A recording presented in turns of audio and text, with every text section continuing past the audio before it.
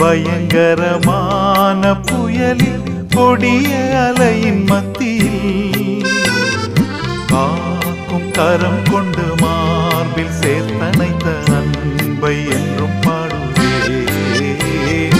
காக்கும் கரம் கொண்டு மார்பில் சேர்த்தணைத்த அன்பை என்றும் பாடுவே.